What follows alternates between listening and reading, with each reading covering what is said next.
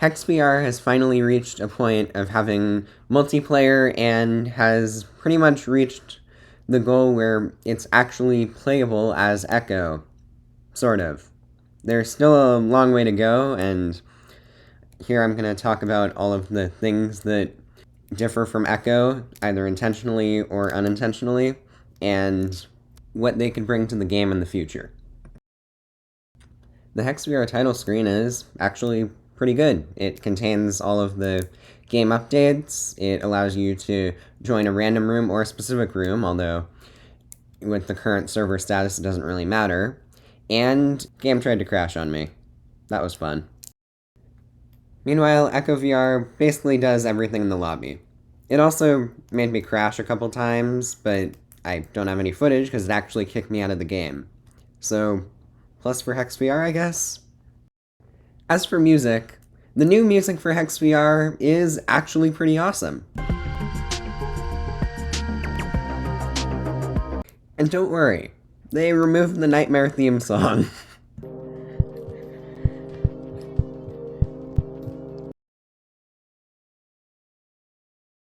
As for the staging area, they changed the color palette up a lot, but it is all in order, and they finally added the scoreboard and 6 catapults because Hex. Honestly, I really like the change. Also, maybe it's just me, but I think that the catapults are way better than their Echo VR counterparts, although they should probably add the catapult. In order to fix the absolute death trap that was here, Hex VR decided to add a bunch of corners that make clearing 10 times easier. 9 times. I said 9 times easier. Although the worst part of the new update was they removed the chain-like feature that they used to have. The throwing mechanics are weird as all heck, but nothing is wrong with them. It just, you need to get used to it. So put some time into it and you should be fine. Also, before I forget, yes, the players are just TV screens that have weird emotes, and yes, the disc does have a lot of confusing scripture on it that I would love it if somebody would translate. Regrabbing probably isn't going to happen for a while, and a lot of things like passing are going to need at least a lot of practice.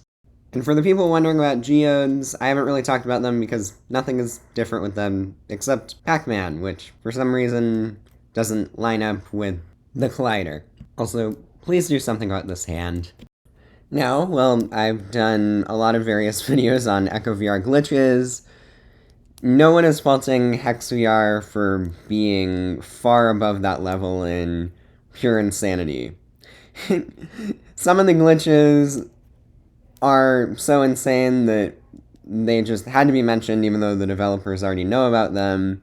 And some of these glitches were actually found by developers that might possibly become a feature. But anyways, craziness of glitches, let's go. The biggest glitch is the easiest one to do. Just put the disc in the wall and bam, it flies across the entire room. You can also do this by going into the catapult, but they might have patched that, I'm not sure. Another glitch seems to be the player hitbox, which seems to be trying to exist while not being able to exist, if that makes any sense. And then there's this. Now, I've made a lot of videos of a disc juking players, but this is new. And there were enough things like this that I might even make a montage. But other than that, the game worked pretty fluidly, except for lag. And everything else was probably just me and the other players being bad at the game, so if you want to find a list of obscure bugs, just go to the bug list in the Discord. And now it's time for ideas. The first one, which just seems the most natural, is to copy a lot of the code from the force fields into different areas. Such as, make it so that you have the shields, why can't I talk, for all of the areas except for one hole.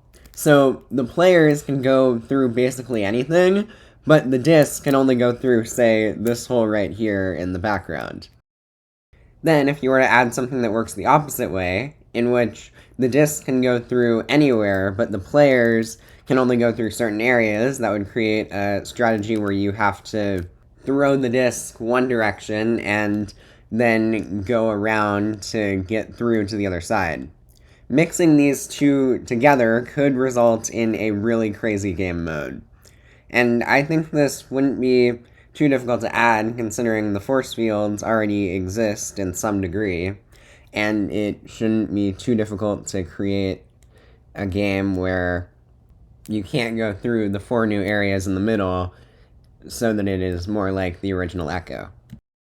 Another big thing will be having going out of the map as a main feature.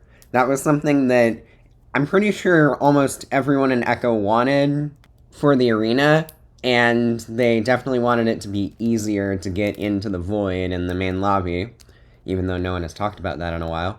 And having a simple way to spectate for quest players is going to be awesome, as well as all of the interesting Easter eggs that are outside the map. You could probably create an entire game mode off of like just exploring random things. And definitely make one random tower out there. You can actually grab onto it just to like shock the first person who finds it. And bring this back. Definitely bring this back.